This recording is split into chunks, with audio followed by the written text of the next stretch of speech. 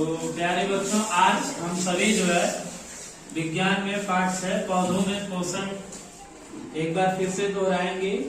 पिछले बार आपको पढ़ाया गया था प्रकाश संश्लेषण की क्रिया के बारे में, जिसमें आपने सीखा था कि हरे पौधे ऑक्सीजन उत्पन्न करते हैं प्रकाश संश्लेषण की क्रिया में और ग्लूकोज उत्पन्न करते हैं, है ना, भोजन बनाते हैं। जो पौधे अपना भोजन प्रकाश संश्लेषण की क्रिया के द्वारा करते हैं उसे स्वपोषी कहते हैं। क्या बोलते हैं? जितने भी हरे पौधे होते हैं उनमें प्रकाश संश्लेषण की क्रिया होती है। और प्रकाश संश्लेषण क्या होता है? जब हरे पौधे कार्बन डाइऑक्साइड और जल की सहायता से प्रकाश, सूर्य के प्रकाश की उपस्थिति और पर्यावरण की उपस्थिति में ग्लूकोज और ऑक्सीजन बनाते हैं, तो इस पूरी क्रिया को प्रकाश संश्लेषण कहते हैं। ठीक है, ये आपको बताया गया था। और जिन पौधों में प्रकाश संश्लेषण की क्रिया होती है, अपना भोजन बनाते हैं, उन्हें स्वपोषी पौधे कहते हैं। ये पौधे अपने भोजन के लिए किसी दूसरे पर निर्भर नहीं रहते। और जो भी पौधे या जंतु हुए जो अपना भोजन स्वयं नहीं बना पाते हैं, उन्हें हम परपोषी पौधे कहते हैं। क्या कहते हैं? परपोषी पौधे। और ये आज हम इसी के बारे में पढ़ेंगे कि परपोषी पौधे क्या होते हैं। परपोषी पौधे देखते हैं कि किस प्रकार से 4 भागों में बटा हुआ है। आज पूरा इसके बारे में हम लोग समझेंगे। परपोषी पौधे 4 प्रकार के होते हैं। पहला है मृतोपजीवी, दूसरा है परजीवी और तीसरा सजीवी और चौथा कीटपक्षी। ठीक है, जो पहला है मृतोपजीवी, ये हरे पौधे नहीं होते। ठीक है, हरे नहीं होते हैं तो इसका मतलब इसमें क्लोरोप्लास्ट नहीं पाया जाता है। और जिसमें क्लोरोप्लास्ट या हरित लवक नहीं पाया जाएगा उसमें प्रकाश संश्लेषण की क्रिया नहीं होगी, इसीलिए इसको परपोषी पौधा कहा जाता है। ये अपने भोजन के लिए मृत कार्बनिक पदार्थों पर निर्भर रहते हैं। मृत कार्बनिक पदार्थ क्या होते हैं? जैसे जो चीज सड़ गया हो, मर गया हो, उस पर ये रह करके अपना जीवन यापन करते हैं। कैसे? जैसे आपने देखा होगा मशरूम। मशरूम सब लोग खाए भी होंगे। हाँ, सब्जी दुकान मिलता है। तो मशरूम जो होता है, ये जो है इसको किस प्रकार से उगाया जाता है? उसमें भूसा वगैरह डाला जाता है, घोल की लीद होती है, उसकी खेती उससे की जाती है, मरे हुए चीजों से, है ना।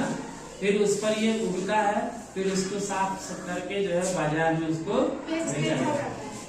इसी तरह से ब्रेड मोल्ड, इसको राइजोपस भी कहा जाता है। राइजोपस, जब आप ब्रेड खरीद कर लाइए और उसको जो है, या कोई भी रोटी हो या कोई खाने का टुकड़ा हो, तो उसको कुछ दिन तक रख दीजिए, तो उसमें जो है फफूंद पड़ जाता है। फफूंद पड़ जाने से उसमें आप काला काला धब्बा देखेंगे। ये जो होता है ये ब्रेड मोल्ड होता है। इसको अंग्रेजी में राइजोपस भी कहा जाता है। ठीक है, ये क्योंकि मरे हुए कार्बनिक पदार्थों पर उग रहा है इसलिए, और उसी से अपना भोजन ले रहा है, इसलिए इसको मृतोपजीवी। ठीक है। अब दूसरा है परजीवी। परजीवी 2 प्रकार के होते हैं। एक होता है पूर्ण परजीवी और दूसरा होता है आंशिक परजीवी। मृतोपजीवी और परजीवी में अंतर क्या है? ये मरे हुए कार्बनिक पदार्थों पर रह करके अपना जीवित रह पाते हैं, लेकिन ये जीवित चीजों पर रहते हैं। परजीवी क्या होता है? जीवित चीजों। जैसे एक इसका उदाहरण जो पूर्ण परजीवी है, इसका उदाहरण है अमरबेल। अमरबेल आपने देखा होगा कई पौधों पर इसकी जो है ऐसे लटका रहता है। इस तरह से मान लो अगर कोई पौधा है और इसकी डाली है, तो इसी पे ऐसे लटका है। इसमें ये जो पौधा है इसको कहेंगे पोषक पौधा। क्या बोलेंगे? पोषक पौधा। इसी से ये अपना पोषण प्राप्त करते हैं। और ये जो इस पर लटका है ऐसे, इसकी जो है जो लटका रहता है, इसको कहते हैं परजीवी। क्या बोलेंगे? परजीवी। परजीवी। और इसमें कुछ इस जड़ें होती हैं जो इसके टहनियों से ऐसे चिपकी रहती हैं, इन जड़ों में चूस्कांग पाए जाते हैं। यही चूस्कांग से ये अपना भोजन इससे खींचते हैं। अब चूंकि ये पौधा जिस पर ये रह रहे हैं, अपना जीवन यापन कर रहे हैं, ये जीवित है, इसलिए इसको परजीवी कहा जा रहा है। यानी जो दूसरे पर निर्भर रहे अपने भोजन के लिए, ये भी दूसरे पर निर्भर है, लेकिन दोनों में क्या अंतर है? ये मरे हुए चीजों पर निर्भर था और ये जीवित चीजों पर निर्भर। ठीक है। और अब ये दो प्रकार से हो गए पूर्ण परजीवी में। उदाहरण क्या हो गया? अमरबेल। और आंशिक परजीवी में चंदन। चंदन का जो पौधा होता है वो भी दूसरे पर ऐसे लिखता है। ठीक है। तो ये आंशिक परजीवी है और ये पूर्ण परजीवी है। ये कुछ भोजन अपना बना लेता है, इसमें प्रकाश संश्लेषण की क्रिया होती है, लेकिन कुछ चीजों के लिए ये दूसरे पर निर्भर रहता है, इसलिए इसको आंशिक परजीवी कहते हैं।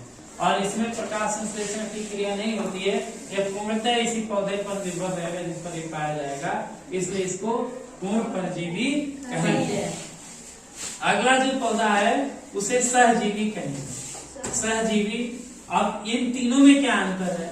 मृतोपजीवी मृत कार्बनिक पदार्थों पर निर्भर रहता था, परजीवी जो जीवित पौधे थे उस पर निर्भर रहता था अपने भोजन के लिए, और जो सहजीवी है इनमें और इनमें ये अंतर, ये भी जीवित चीजों पर निर्भर रहते हैं, लेकिन इन दोनों में ये अंतर है कि जो परजीवी होता है उसमें केवल एक ही को लाभ मिलता है।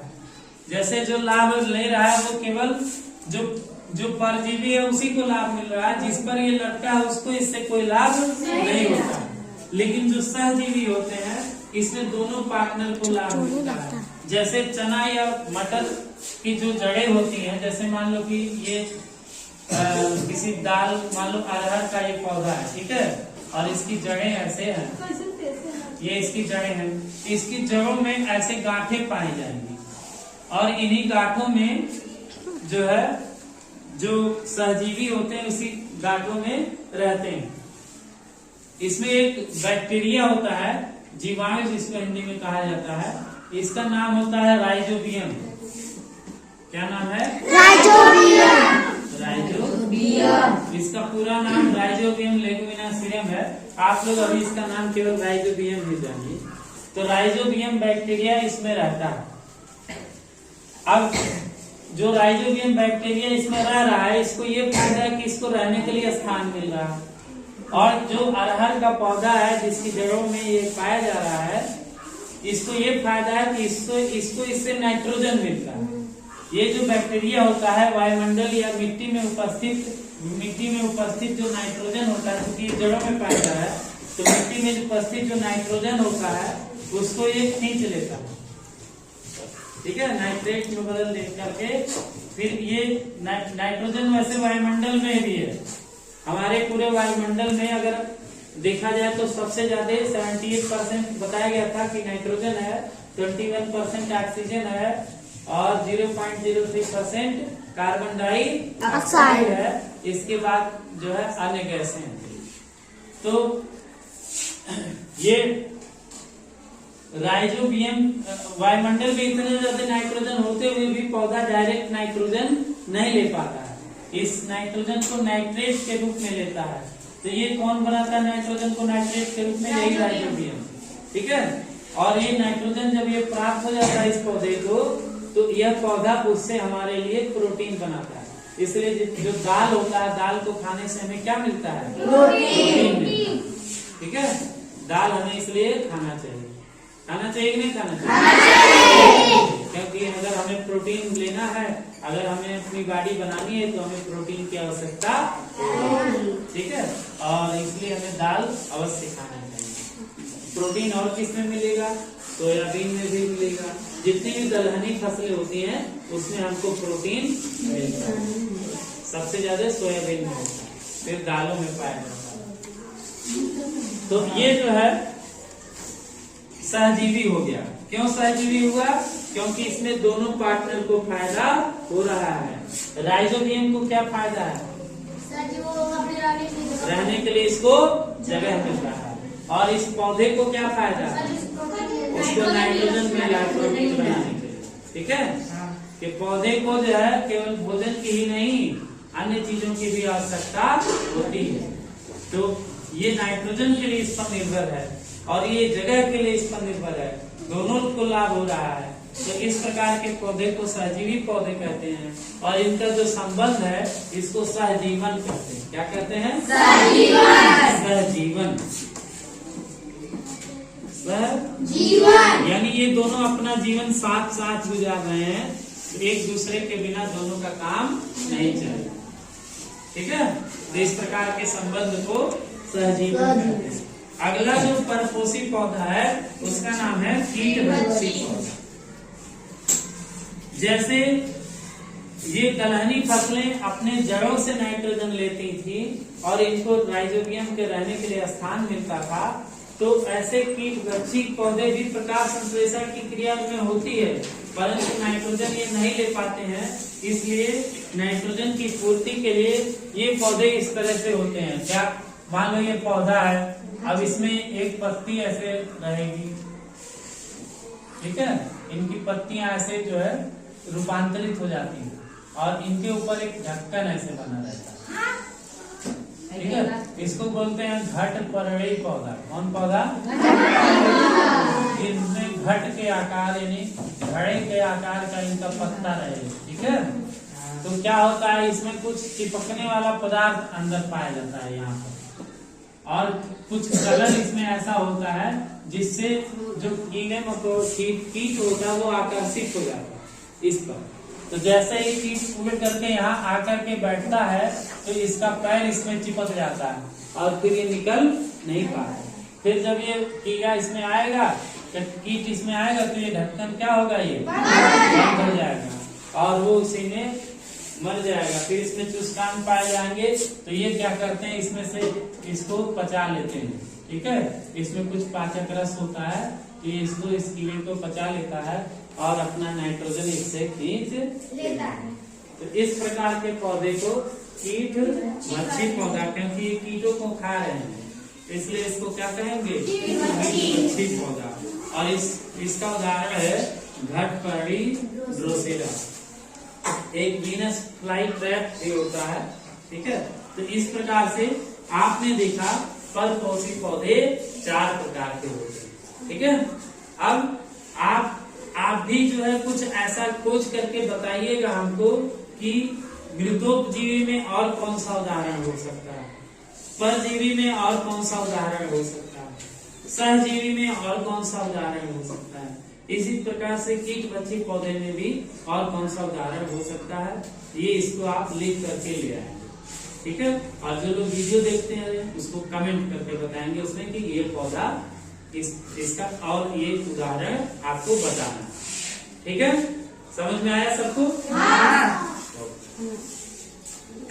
दोस्तों, अगर आपको ये वीडियो अच्छा लगा हो तो इसे लाइक कीजिए, चैनल को सब्सक्राइब कीजिए, कमेंट कीजिए और हाँ, इसे अपने दोस्तों के साथ शेयर भी कीजिए। Thank you.